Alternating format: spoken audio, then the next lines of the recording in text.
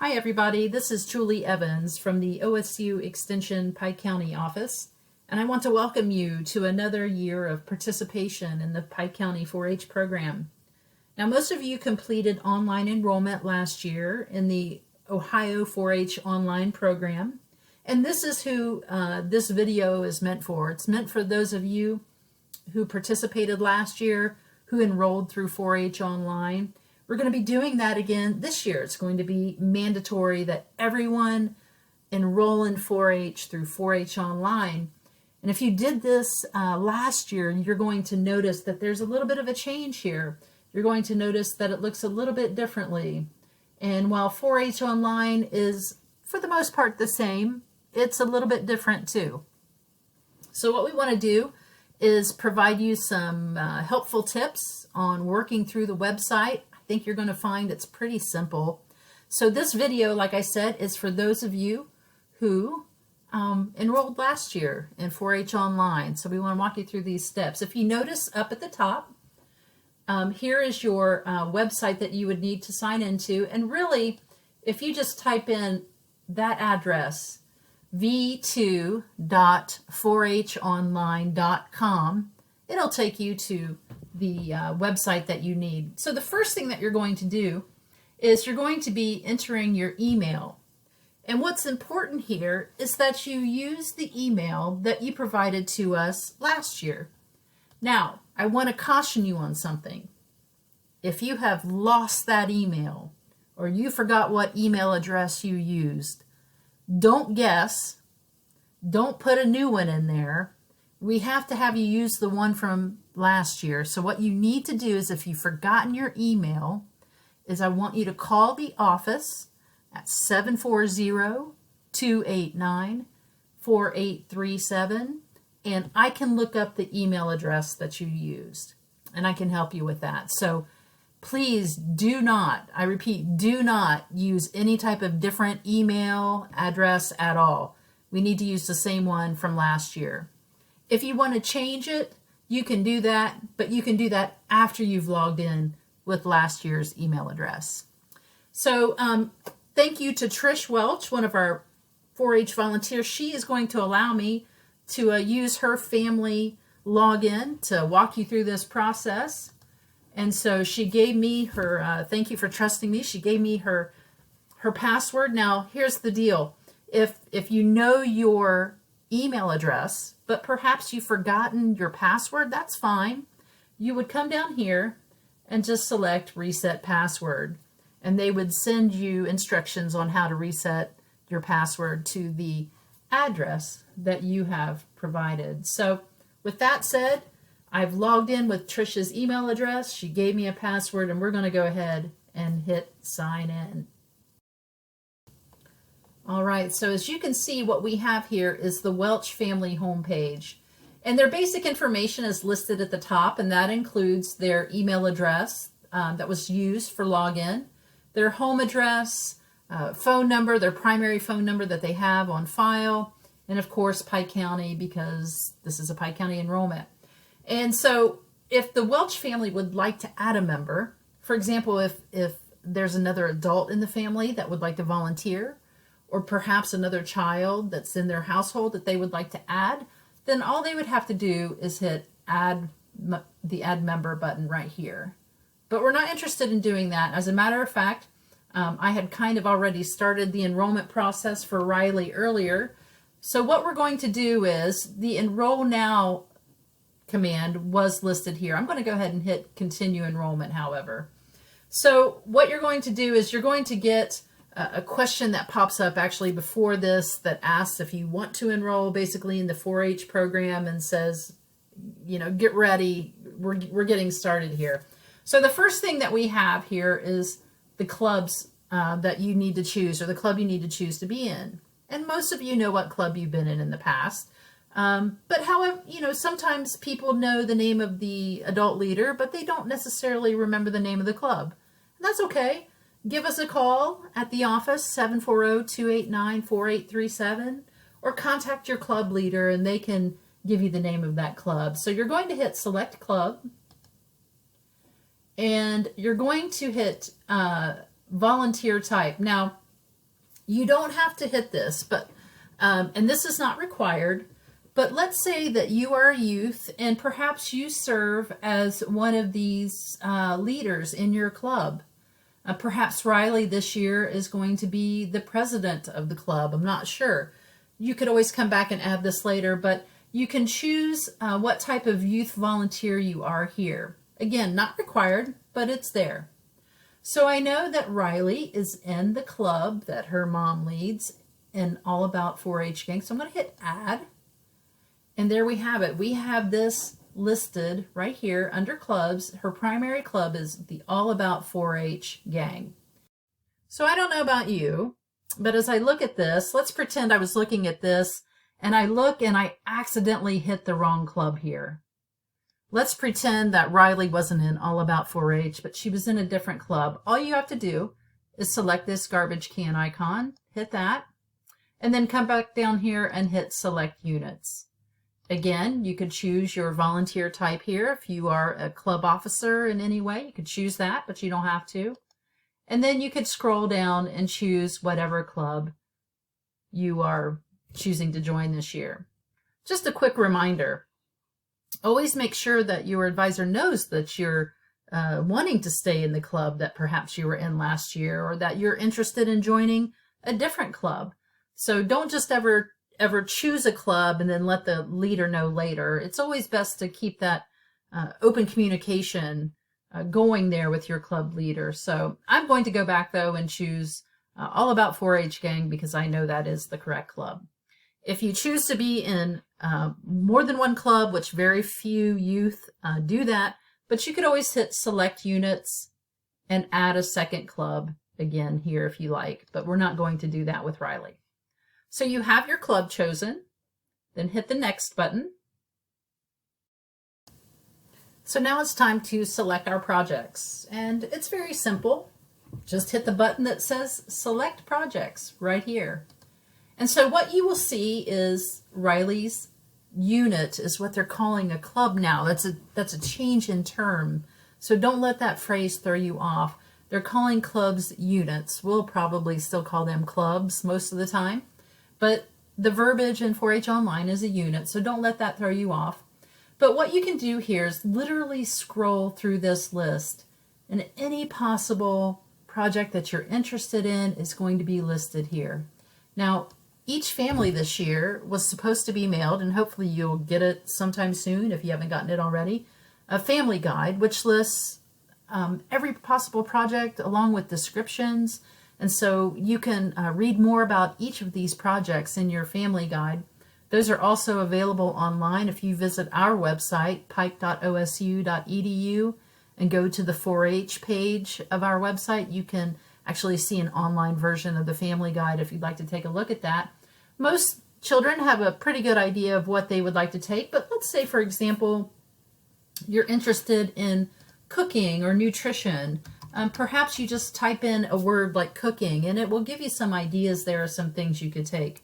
What if you were interested in a dog project? Well, type in the word dog and you can see everything that shows up with dogs. It could be anything. Let's say electricity. Type in the word electricity and there are your projects. So it's just kind of fun to play around with that. But again, I suggest you look through your family guide and choose what it is that you want to take. So one of the things that I know that Riley takes is, I know she takes poultry. She takes a fancy poultry. And I'm going to go ahead and select this. And if it turns out later that she doesn't want to take this, we can drop that project, no big deal. But I just want to show you how this works. So you would hit select, and it shows here that she is taking 150 CE right here, and that's another word for fancy poultry. It is in the Animal Sciences department, but you don't have to worry about that. And you are required to list the number of years that you have taken the project. This is required. And this also helps you later. When you're applying for scholarships, we have kids each year that have said, how many years have I taken this or that? And in the past, this has not been a requirement on 4-H Online, but it is now. So let's say it says 7 years here for Riley, but let's say I was speaking with Riley and she said, Julie, I actually have taken it 9 years. So that can be adjusted. So I'm going to change that back to 7 though. And then you're going to add that project, and you're going to see it listed then here. And so obviously the name of the project, the number of years she's been in the project, and of course the club that she's in. And the beauty of 4-H is you can take as many projects as you like. We suggest you choose what you think you're capable, of course, of achieving, of completing. I think that's always best, but it's always good to explore the options and try something new. Now, I will say this, that if you are taking a horse project, or perhaps you're taking, I believe, a dog project and a few others, there are some additional questions you have to answer whenever you're taking some of those specialty projects that require you to know that there's some risk involved. So just keep that in mind. But that's how you would select a project. If you want to add another one, you could do that, and you would just hit add. So let's say Riley decided that she did not want to take fancy poultry. Very simple. All you'd have to do is choose this garbage can, trash can, select that, and it would delete it. And then she could go back in and choose whatever project she wants. I'm going to go ahead and add that back on there though for her.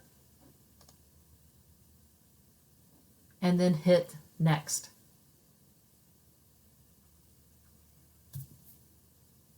We have some questions now that we need to answer about Riley. And first we're going to see a summary of her information. We see that she's a female in grade 12.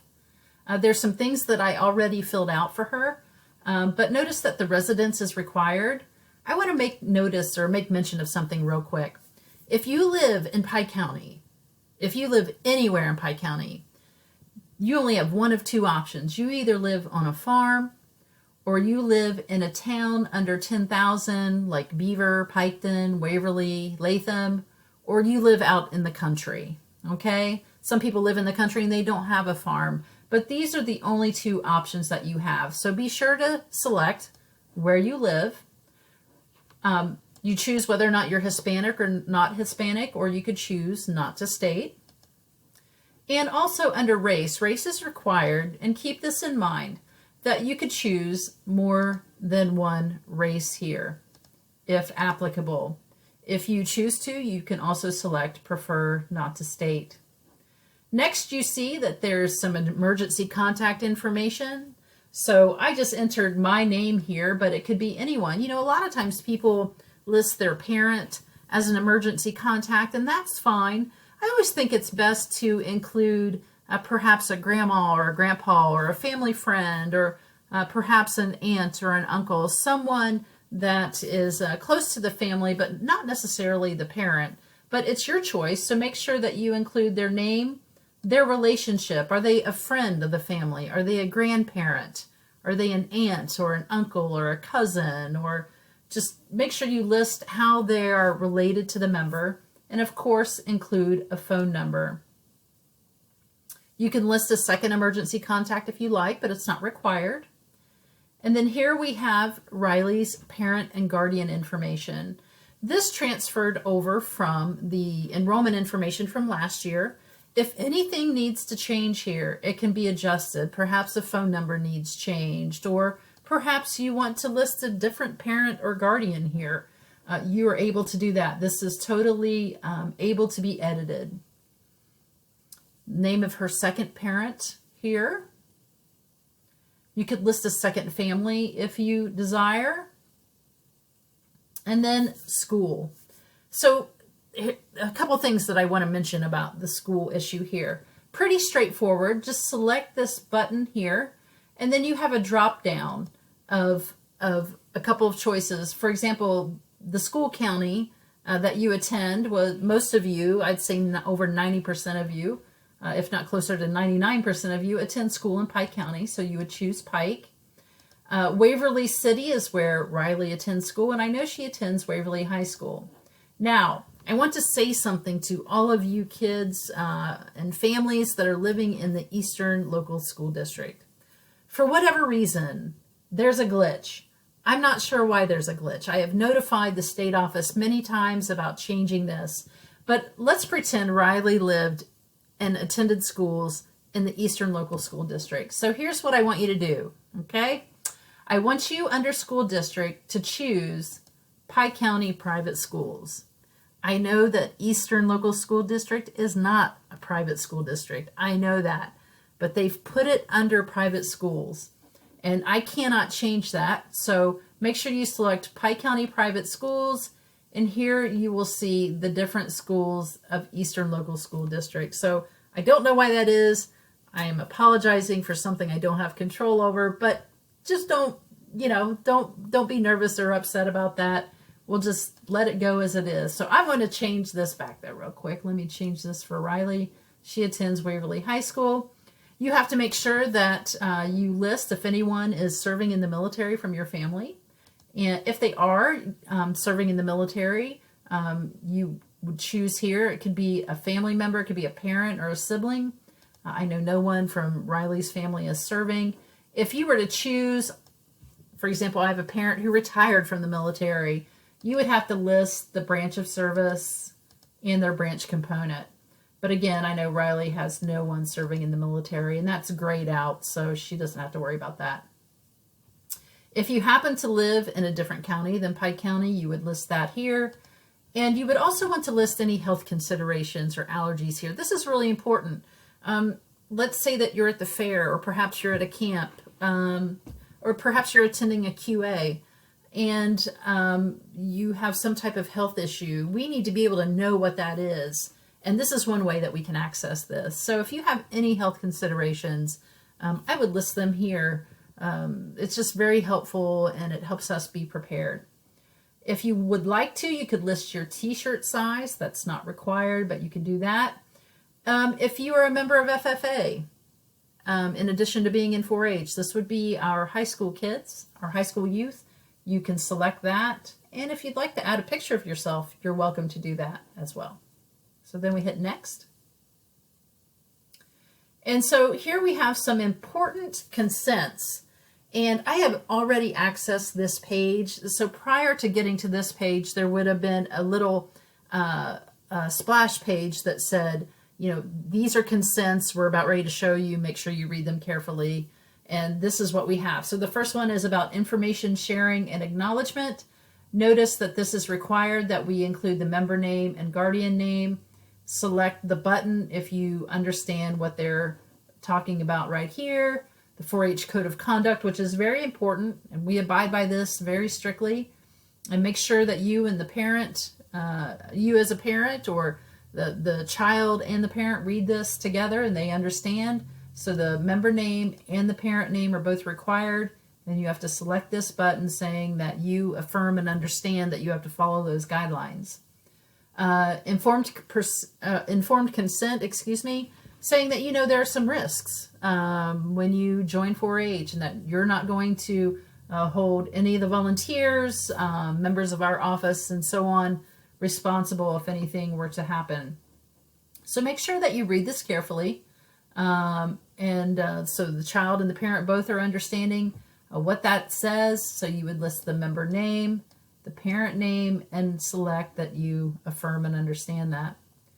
Photo release, sometimes we publish pictures on Facebook. Sometimes we publish images of our children showing their projects or demonstrating projects.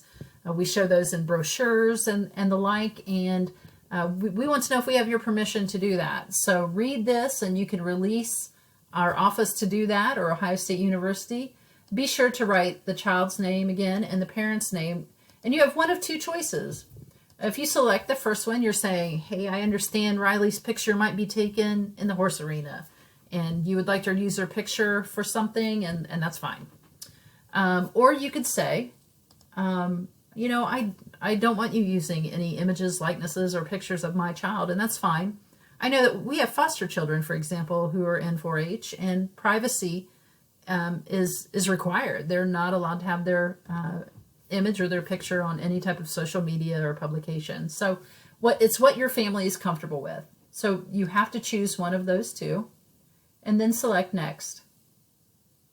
And so what you see then is a summary of Riley's enrollment thus far. So if everything looks correct, then you are going to hit the submit button.